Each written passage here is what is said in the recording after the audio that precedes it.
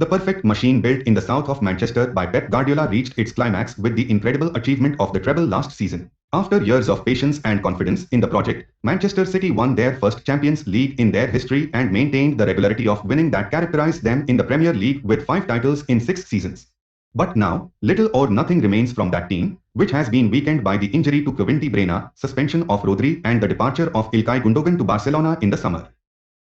Their 1-0 defeat to Aston Villa on Wednesday means City have now gone 4 consecutive matches without a win. Aston Villa 1-0, Chelsea 4-4, Liverpool 1-1 and Tottenham 3-3. Such a run hasn't happened since 2017. Matches against big-name opponents, which City had grown accustomed to winning with astonishing ease, are no longer enjoyed. This is nothing new. Their start to last season also set alarm bells ringing, but they ended up fixing it, coming from 8 points behind against Arteta's Arsenal. This season they are now 4th, and already 6 points behind after 15 matches. Pep's unwanted record. In the 535th game of the Guardiola era, it had to be the most atypical game for the Catalans side. City not only failed to score, something that is almost unheard of, but their total of 2 shots during the entire match is the lowest ever number by a team managed by Guardiola in the Premier League. In fact, never has any Guardiola team finished a game with so few attempts on goal. Both came from Erling Haaland and both were saved by Emiliano Martinez, crucially when the score was level at 0-0. From that moment on, City returned to their more human version and paid the price. In contrast, Aston Villa were dominant. Unai Emery's men fired 22 shots in front of Ederson's goal, the most attempted by any side against Guardiola's in a league match, and did not concede a single corner kick. They were efficient in City's territory too, snatching the ball away from them 13 times in the final third of the pitch, which is a credit to the work Emery has done on the training pitch. All of this came in Emery's first ever win against Guardiola, and it was the perfect night for the hosts at Villa Park as they climbed above City into 3rd place.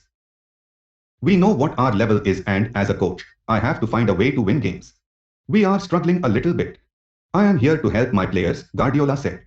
Rodri the untouchable. The numbers don't lie. The Spaniard is the perfect cog in the Citizens' machine, and when the 26-year-old is not present on the pitch, City look vulnerable. In the 17 games that Rodri has been absent, the champions have a winning percentage of 53%. When the midfielder is included in the team, the percentage rises to 73.3%. What is undeniable is how his absence negatively affects the team. City concede more goals, 1.1 without him, 0.8 with him, face more shots, 8.3 without him, 7.1 with him, and win fewer points, 2.3 with him, 1.8 without him, when he is not available. Put simply, Guardiola knows he must find a solution to the problem, admitting that his side have to find a way without the Spain international. Last season, Guardiola underlined his assertion that Rodri is the best in his position. We were lucky that the club signed this type of player, and when he arrived, he was a type of player, and of course, he did a number of games, and now he is captain, one of the captains of the team, and he is fantastic. He's the best in Europe. The good news is that De Bruyne's recovery from his injury troubles is approaching.